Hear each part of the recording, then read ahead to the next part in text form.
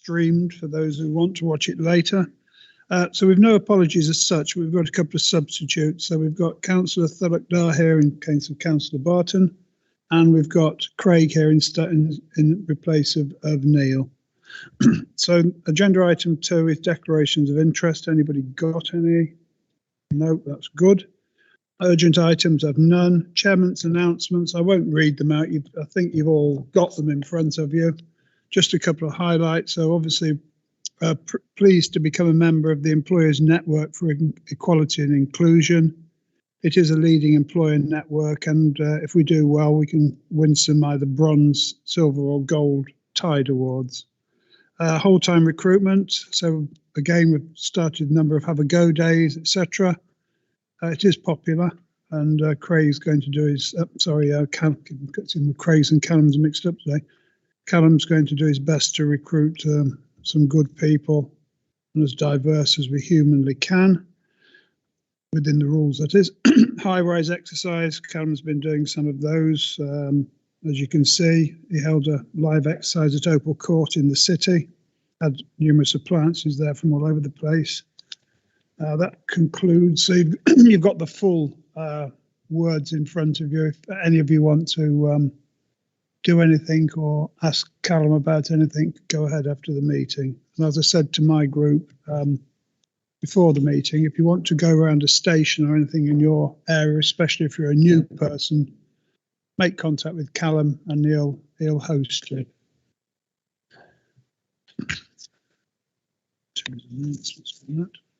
Public participation, CFA rules of procedure, rule 9 members questions. I have none. So next we go to the minutes. These are on from the 28th of July, 5 to 10 of your agenda pack. I'll move their true and correct record. Are you happy with them, Elaine? Yes, seconded, Chair. Thank you. All in favour? Thank you very much. First report then, proper one, is urgent action taken by the monitoring officer, recruitment of assistant chief fire and rescue officer, pages 11 to 18 of your agenda. Lauren Haslam, who's the monitoring officer today, will speak, or Craig. Oh, got to stop saying Craig. Or Callum. Are you doing it, Lauren? Or are you? Thank you, Chairman. Yes, okay. If you're happy, Chairman, I'm going to do it in 2 parts. I'll cover the first section on the urgent action taken, and then if you're agreeable, I'll hand over to Callum to take members through the second part relating to the future arrangements. So for the urgent action, first of all, this arose out of the recent recruitment exercise, and in accordance with usual procedures, the post was advertised with the requirement that the candidates reside within the LLR area. An application was received from one candidate who met the criteria in all respects except for that residence requirement. The employment panel wished to give consideration to that candidate's application and invited, therefore, urgent action to be taken. So in consultation with the chairman and vice chairman, it was agreed that on that occasion it would be possible to proceed with the recruitment exercise with that candidate, notwithstanding the fact that he resided outside of the LLR area. The Constitution provides that when urgent action is taken in that way, it's reported to the CFA at the next meeting, and that's the purpose of the report today. At the same time, the employment panel wished to invite the CFA to give consideration to the future arrangements in relation to that residence requirement. And I think Callum might be best placed to address the CFA in relation to that. So if you're agreeable, Chair, I'll hand over to him. Thank you, Monitoring Officer. I think it's relatively complicated, but I'll try and simplify it as best as possible. The roles of the Chief Fire Officer and the Assistant Chief Fire Officer, as well as having significant leadership roles within the organisation, also hold some significant operational command responsibilities as well. So in the event of a major incident or a significant incident, there is a requirement for one of those 3 officers to be continuously available to fulfil the needs of a strategic coordinating group, and indeed the delegated authority placed upon us by the Combined Fire Authority to meet the Fire and Rescue Services Act and the Civil Contingencies Act. Traditionally, that has always meant that the officers were required to reside within LLR to deliver that function on the continuous duty system.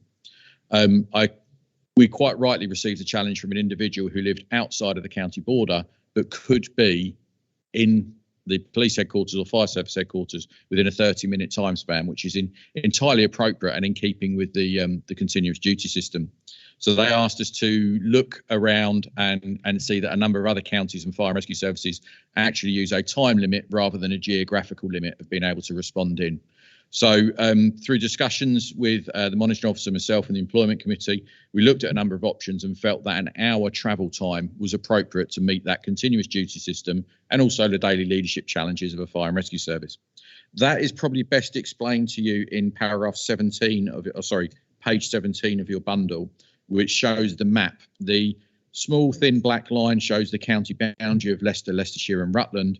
And the blue spider area around the outside shows those areas where we could potentially recruit from within that 1 hour response time to fulfil the duty. So my request is that the authority consider potentially changing the rules and requirements moving forward to allow us to draw candidates from that bigger area to potentially allow us a greater candidate pool and certainly a more diverse candidate pool, but not to neglect any of our leadership or operational command responsibilities. That's probably all I need to say, Chair, but happy to take any questions. Thank you, Callum. I think it's entirely appropriate. We do struggle sometimes to recruit. This will certainly help, and time getting there rather than the fact you actually live there. I mean, where Brian lives up in north of Melton, he's struggling to get here in an hour, and he actually lives in the county. So I'll just move the recommendations. Are you happy with them, Elaine? Happy, Chair, yeah. Any questions for Callum? Should we move straight to? Oh, sorry, Betty. I'm struggling to see you in that bottom left-hand corner. I'm stuck in the corner. Just to say, I chaired that employment panel and very much endorsed all the comments that the Chief Fire Officer has made, because it might actually increase the number and diversity of candidates coming forward. So using my equalities hat, I very much endorse this particular recommendation. Thank you, Chair. Thank you very much for that, Betty. All in favour, please show. Excellent, unanimous for you, Callum. Right, let's move on to 8, Firefighters Pension Scheme Age Discrimination Remedy Update. This is on 19 to 26 of your agenda. And I've seen Colin. Where is Colin? Oh, there's Colin. I knew he was here. Colin's going to present the report. Okay, thank you. Rather than go through the report in detail, I thought I would give an overall introduction, pick out just some background and some key points, and obviously I'll be happy to take questions. It is quite a detailed report, and so I would assume that members have had the opportunity to read it. So just by way of introduction, firefighter pensions are very significant. As you'll be aware, they're complex. Future liability is a significant factor in the combined fire authorities accounts. Managing and processing them takes a lot of staff time and increasing amounts of staff time. And obviously they are of keen personal interest to all uniformed staff. The Combined Fire Authority is the formal scheme manager with responsibility delegated to myself, as the report sets out. And the local pension board, which meets later today, assists the CFA to secure compliance with regulations, ensure proper governance and administration. And this report is being taken to both the Combined Fire Authority meeting here now, and also to the local pensions board because of the significance and the governance implications. And I think we need to keep all members properly informed, recognising the responsibilities of the CFA and the more detailed responsibilities of the local pension board. So, as members will be aware, the age discrimination remedy is very significant to firefighters. There's an immediate impact to those retiring or planning to retire between now and March of next year. The remedy is a subject to very high level legal proceedings, as described in the report. The certain aspects of it can be very complex. It interlinks with the tax system, although not very well at the moment in certain parts. It's taken a lot of staff time to direct its process, and it's generally very high profile. And the local pension board and the Combined Fire Authority previously approved immediate actions taken by the Chief Fire and Rescue Officer, and they are described in the report to address some of the immediate detriment issues. Also, developments can be fast moving. So the 3 test cases, which were against London Fire Authority and Nottinghamshire Fire Authority, are scheduled for the High Court on the 20th or the 21st of October. And we understand the discussions between the employers and the Fire Brigade Union are ongoing. The FBU has, however, recently launched proceedings against a number of other fire and rescue authorities, so we understand. It seems that these are against authorities that have not taken any action to address the urgent immediate detriment cases, such as personnel approaching retirement. Leicestershire, as you all know, has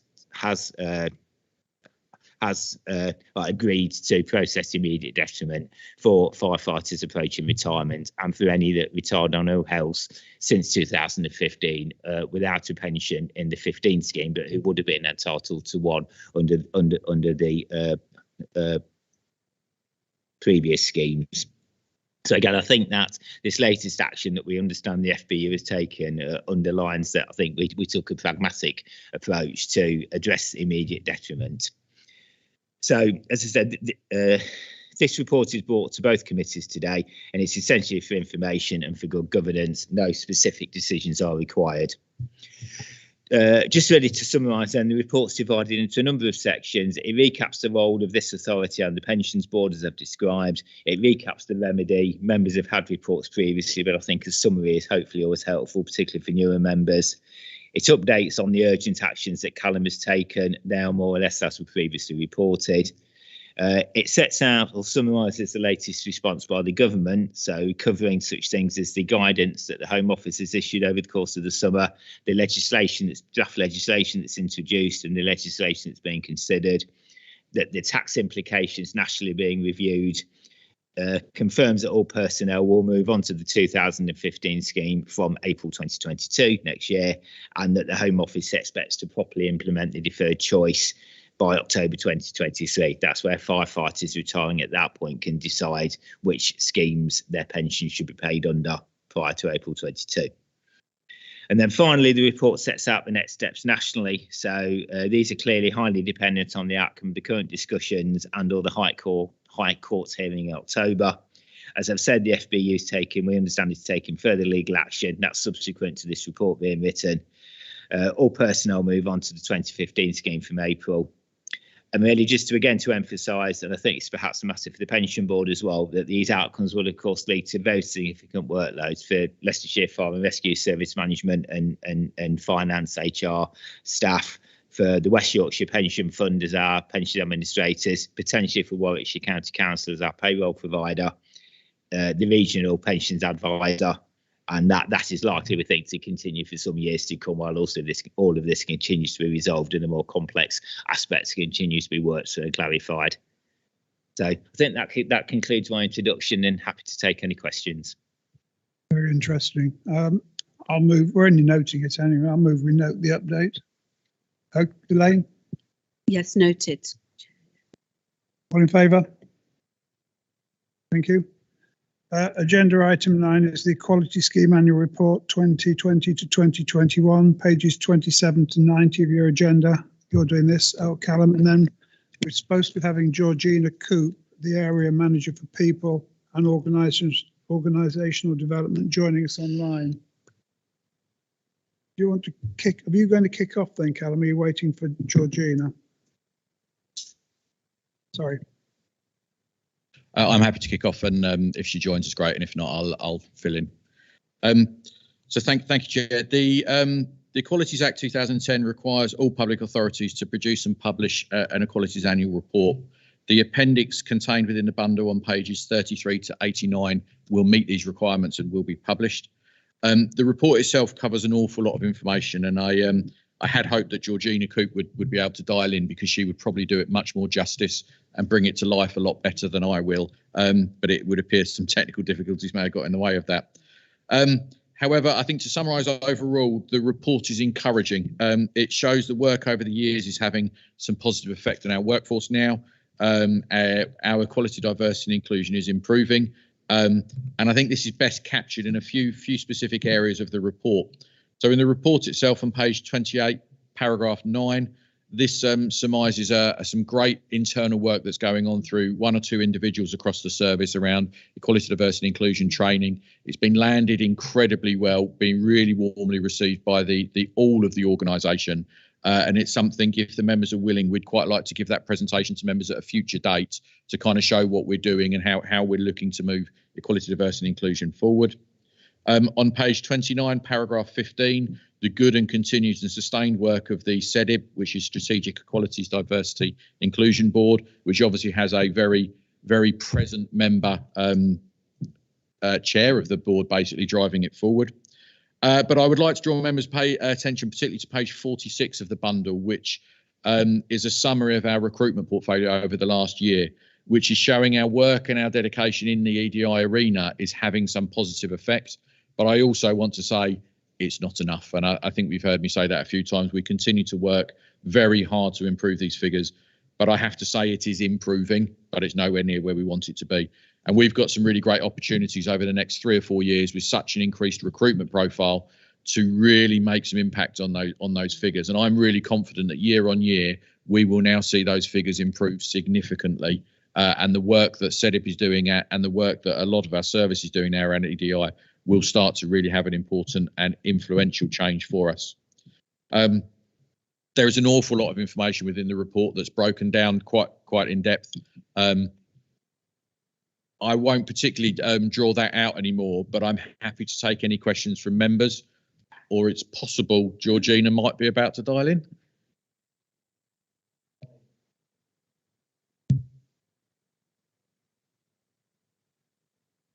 Okay, so we'll certainly have a presentation at a future date, Callum. Just schedule it on the agenda. I bet Betty wants to speak. I can't see her, but I imagine she does. Go ahead, Betty. Thank you very much, Chair, for that. Can I just say that I'd like to commend all the work done by officers on this particular plan. Last year, we won a Positive Action Award for our work. This year, we've come first in the Tide Awards, so we're doing quite well. But that's not to say there isn't more work that needs to be done, because I don't feel, well, I know that we don't really reflect the population that we represent, so more work needs to be done. I actually sit on the boards, and I do commend the work done by officers. And I would like to say that it's one of the most positive reports that we've received so far on equalities. And I would like to think that we could keep moving forward with the good work that's been done. But let's not forget there's still a gender pay gap. And that's something that we and other public organisations, we're not on our own, actually needs to try and close that gender pay gap. Thank you for the time, Chair. Thank you for the positive remarks, Betty. I mean, we do try to reflect the population. We've, ever since Peter and I first put on here, we've made huge efforts. I mean, we've got Elaine now, not Peter, so we've got one more lady here anyway. I'll move the draft equalities report 2021 be approved. Do you want to second it, Elaine? Yeah, we're having technical difficulties with Georgina. So what you can do, Callum, is tell Georgina to come in person next time and do the presentation. If she's done the work, we might as well see her. So she can't get in, as you say, she's stuck in the lobby, which is an awful place to be stuck. But if you schedule the presentation and bring her in person. So we're all happy with the recommendations? Thank you very much. That's excellent. Review of members' allowances, independent remuneration panel 91 to 98. As you know, we have to have this every now and again. It says here that Lauren's going to talk to us about it, but personally, I don't think we need her. I'll just move the recommendations. If we're going to appoint a remuneration panel, we appoint it. And generally speaking, we just swallow what they give us. So I'll just move reappoint the remuneration panel. Elaine? All in favour? Thank you. Sorry to cut you short, Lauren, but I didn't think there was anything you could possibly add. Urgent items, we haven't got any. Now, the date of the next meeting, it's scheduled as December 3rd here. Can I ask you for a bit of latitude? Can we do it December the 2nd, which is the Thursday straight after our full council here? The advantage of that being that Callum will still be here, and I'm actually not here on the 3rd as well. So if you want the chief and you want the chairman, can we do the 2nd straight after full council? Okay, thank you. And we'll do it at Fire HQ, as we said. Get there at 9 for your group meetings. And then Callum's going to have some interesting equipment, which he's just recently bought to look at. And also, again, for new members, it'll give you an opportunity for Callum to give you a walk round HQ, because you've probably not been, to see how we're trying to utilise the space, you know, with the ambulance service and all manner of other things. And Callum will endeavour to save us some parking, because it's really problematic down there. But get there at 9 on the 2nd at Fire HQ. Thank you. So I've got to exclude press and public. So I now move under section 100A of the Local Government Act 1972. The public be excluded for the following items of business on the grounds that they involve the likely disclosure exempt information. 1. Training facility service leadership and development centre project update as defined in paragraph 3. 2. The appointment of Assistant Chief Fire and Rescue Officer as defined in paragraphs 1 and 2.